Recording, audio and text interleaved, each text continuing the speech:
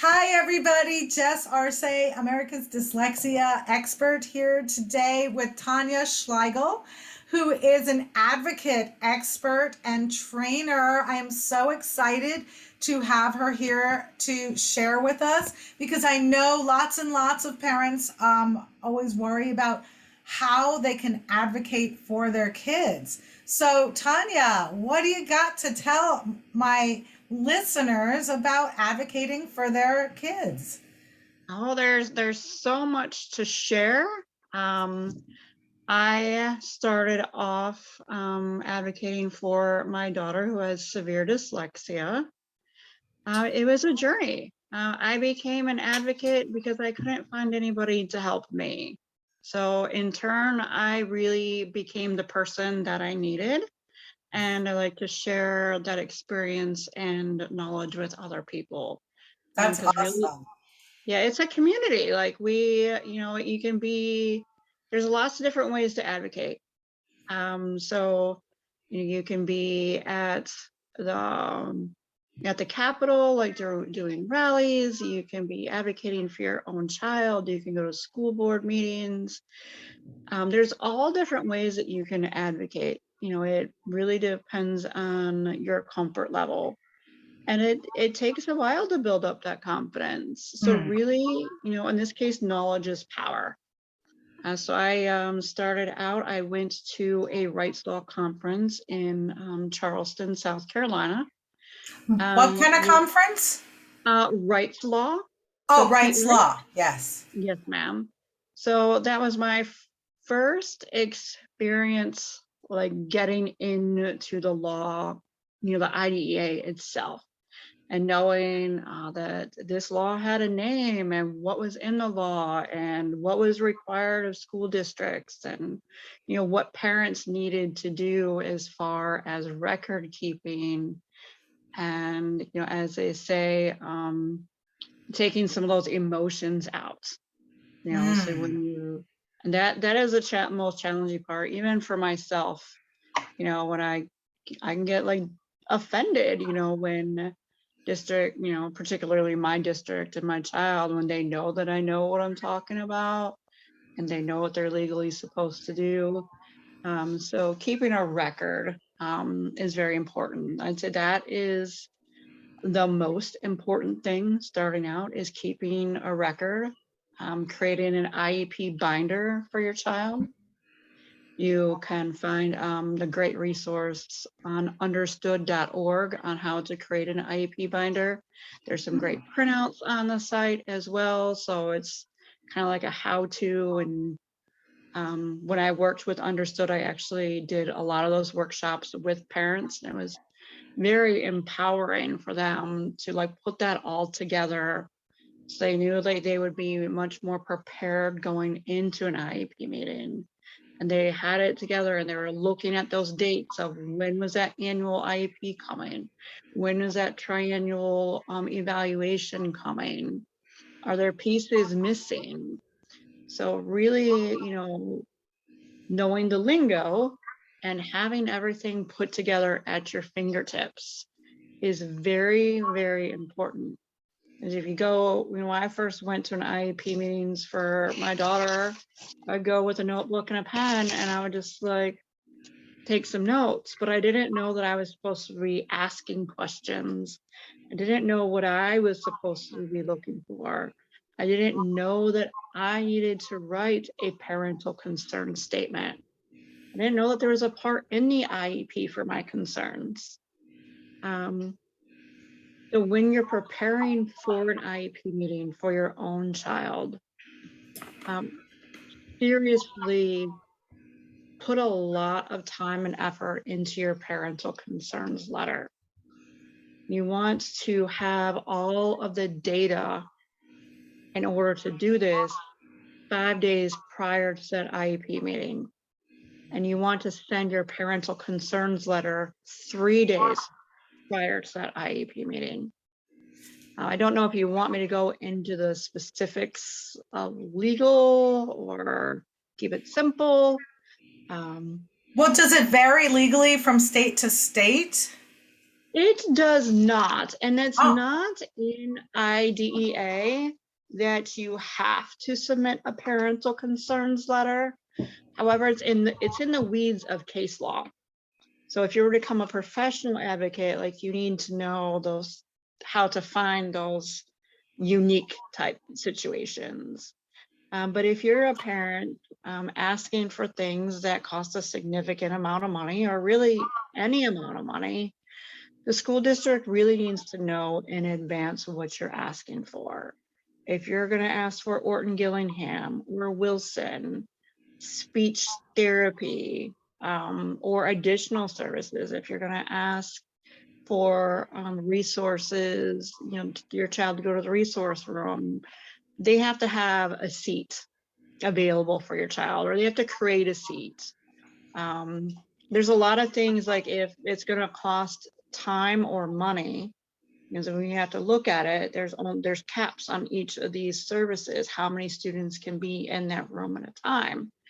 So if you're going to be asking for anything more than accommodations, the school district needs to know in advance, and they need to know who to put in that meeting. Like they may reschedule that meeting so that the special education director or coordinator can attend that meeting, because they're the person that's able to make those financial decisions. oh, interesting. They're able to see what teachers are available. So, And I'm sorry. I'm sorry, I took a pause. In the case law, because parents and districts disagree quite often, and sometimes that leads to parents and districts going to court and having a nice little argument about it. But what it's came out in the court is that the school districts need like a 3-day notice if you're asking for things. And that's just so that they can be prepared. Because if you come to an IEP meeting and your vice principal is the LEA, the local education agency, he does not know about the funding that the school district can provide. He does not know if there's another school that can provide that. Like there's a lot that he or she can do, but there's also a lot that he or she cannot do, that they're not authorized to do. So you want the person with the authority to write the check, so to speak, to be in your meeting, so then it can be resolved then without further dispute, hopefully. And just getting it taken care of in that one meeting, rather than coming back and then creating that disconnect between the parent and the district. That's amazing. Now that leads me to the question, because I've only ever had people, clients whose kids are very severely autistic, be able to get the schools to fund their tutoring. Is it possible for kids of all severities of dyslexia to be able to get the schools to pay for our services if they're not able to provide it at their school? Absolutely.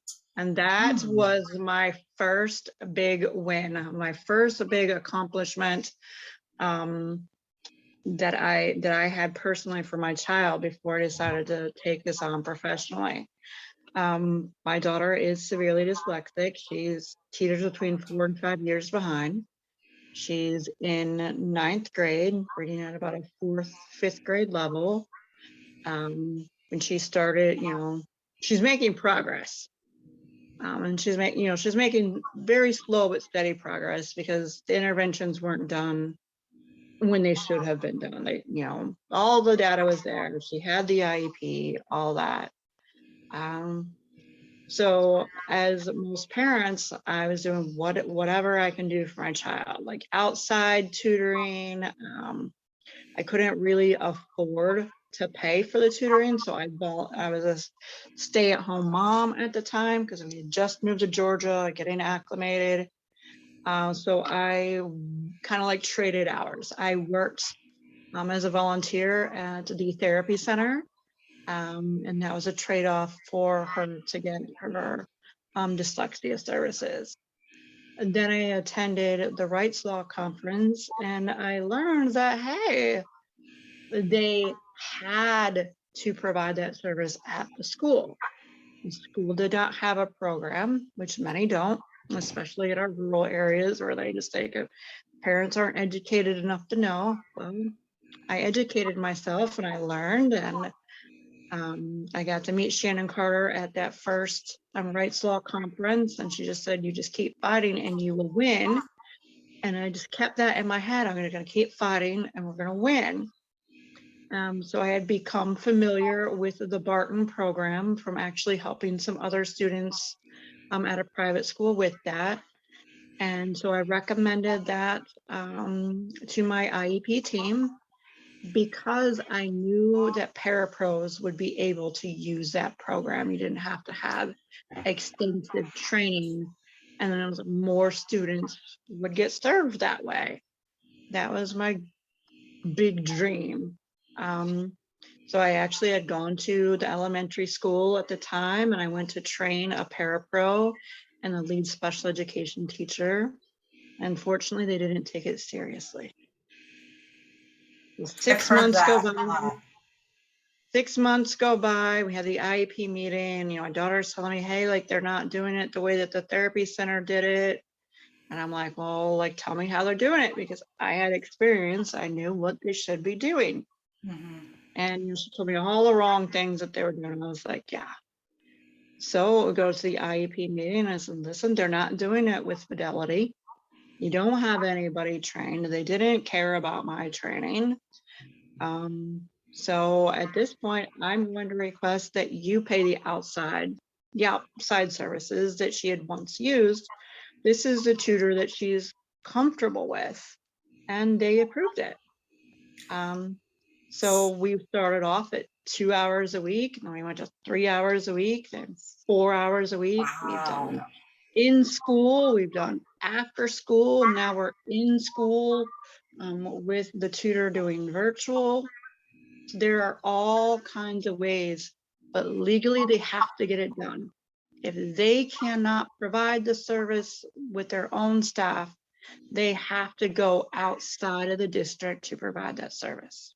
And do families need to go through the process like you did of trying it in the school with volunteers first before they can get it outside of school with like my company? So no matter what the case is, the school always has first dibs. Okay. So they have the first opportunity to whether it be evaluate or provide a service. Now, if you think about it, a lot of school districts, particularly smaller ones, they hire outside resources all the time. Their speech therapist may be an independent contractor. She may be have her own business. In my district, our OT, our occupational therapist, and our speech therapist, they are their own independent business owners. So they contract directly with the school. So your service, if the school district does not have enough, if they don't have anyone or they don't have enough, they could directly contract with you or another service. If they do have someone, you have to show that it's not being done with fidelity, that the child isn't making adequate progress, which isn't that hard to do. Like the data is going to show that they're not making adequate progress, especially during these COVID times. It doesn't matter what types of interventions students are getting for what kind of disability. I see all the time that students just aren't making adequate progress. So no matter what the service is, there's a high chance that you can get that, on the outside and during these specific times. Awesome. Well, I wish we had more time to talk. I know you need to run to the bus. So how can people get in touch with you if they want to learn more about advocating for their kids or professionally? Yeah, so I have my Facebook page, which is my name, Tanya Schlegel. comma, special education advocate. I also have my webpage, which is www.specialeducationadvocate.us. I do give complimentary consultations. I do a lot of free trainings, workshops. I make myself very accessible because my goal is to have parents be their child's best advocate. Sometimes that takes coaching, and me holding your hand for the first, IEP meeting or so, walking you through each and individual step. But at the end of that, my goal is for you to be able to advocate for your own child and even, help some other children in the community.